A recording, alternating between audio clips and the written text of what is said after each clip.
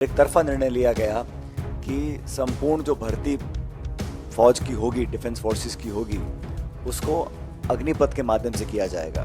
मोटे तौर पर देखने में आया है कि ये जो योजना का क्रियान्वयन किया गया, ये मूलतः पैसा बचाने के लिए किया गया। बेसिकली जो लोग 4 साल की नौकरी के बाद एक कम उम्र में रिटायर हो जाएंगे, उनके भविष्य का कुछ पता नहीं। लोकसभा चुनाव होने में अब बस कुछ ही दिन बचे हैं। कांग्रेस लगातार मोदी सरकार की नीतियों और कामकाज को लेकर आक्रामक रहती है।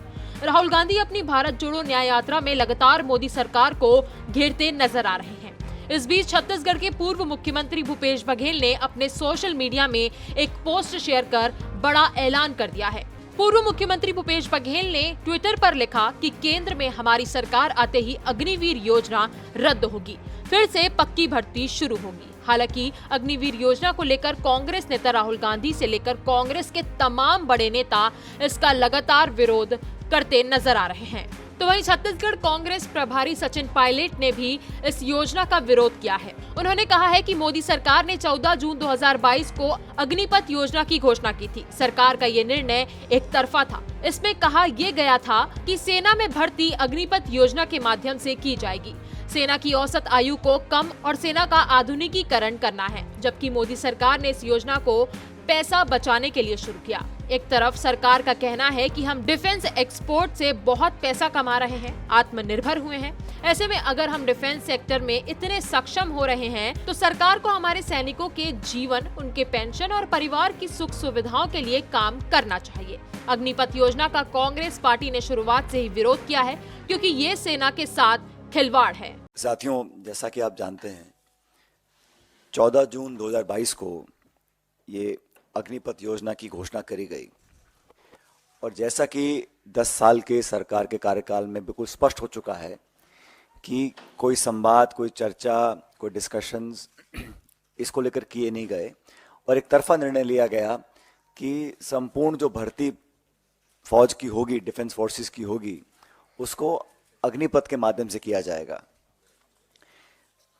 कहा यह गया कि सेना की जो औसत आयु है वो ज़्यादा हो रही है, उसको कम करना है।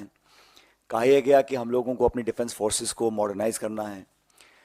लेकिन मोटे तौर पर देखने में आया है कि ये जो योजना का क्रियान्वयन किया गया, ये मूलतः पैसा बचाने के लिए किया गया। डिफेंस एक्सपेंडिचर हमारा बढ़ रहा है और कहा जाता है कि अब कल ये परसों कहा गया कि हम डिफेंस एक्सपोर्ट से बहुत पैसा कमा रहे हैं। ये भी कहा गया कि हम आत्मनिर्भर हो रहे हैं, हम इंडिजिनस मैन्युफैक्चरिंग कर रहे हैं। अगर हमारे डिफेंस डिपार्टमेंट को इतनी आमदनी हो रही है और हम लोग इतने सक्षम हो रहे हैं, तो सबसे ज़्यादा महत्वपूर्ण ये होगा कि हमारे जो शौर्यवीर सैनिक हैं, उनके जीवन के लिए, उनकी भर्ती के लिए, उनकी नौकरी, पेंशन, परिवार की सुख सुविधाओं के लिए हम लोग संसाधन को जाहिर करें।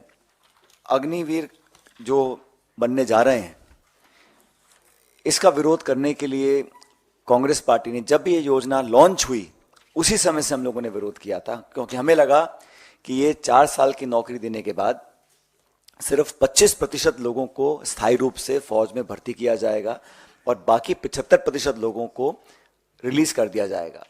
अभी कहा जा रहा था कि 10% की पैरामिलिट्री जो है, आर्म्ड फोर्सेस CAPF हैं, उसमें उनके लिए आरक्षण दिया गया है। लेकिन जो एक्स सर्विसेजमैन के लिए जो ऑलरेडी रिजर्वेशन है, उसमें सिर्फ 2.49% सरकारी पद भरे गए हैं। जो पूर्व सैनिकों के लिए पद आरक्षित हैं अब तक, उसमें सिर्फ 2.49% पद भरे गए हैं। फिर कहा गया कि अलग अलग स्टेट गवर्नमेंट्स अनाउंस करेंगी कि जो 75% अग्निवीरों को हम छोड़ देंगे, वो कहाँ अब्जॉर्ब होंगे। एक आध राज्य ने किया है, बाकी राज्यों ने किया नहीं। बेसिकली जो लोग 4 साल की नौकरी के बाद एक कम उम्र में रिटायर हो जाएंगे, उनके भविष्य का कुछ पता नहीं। उनको पेंशन भी नहीं मिलेगी, उनको ग्रेच्युटी जो 11 लाख रुपए की दी जा रही है, उसका भी जो आधा पैसा है उनकी तनख्वाह से कट रहा है। तो कहीं ना कहीं ये कॉस्ट कटिंग के चक्कर में हम लोग अपनी सेना की भर्ती की जो प्रक्रिया है उससे खिलवाड़ कर रहे हैं। तो अग्निपथ योजना को लेकर आपका क्या कहना है? क्या इसे बंद कर देना चाहिए या जारी रखना चाहिए? हमें कमेंट कर जरूर बताएं। और अगर आपको हमारा ये वीडियो पसंद आया हो तो इसे लाइक और शेयर जरूर करें और हमारे चैनल खबर बेबाक को सब्सक्राइब करना ना भूलें।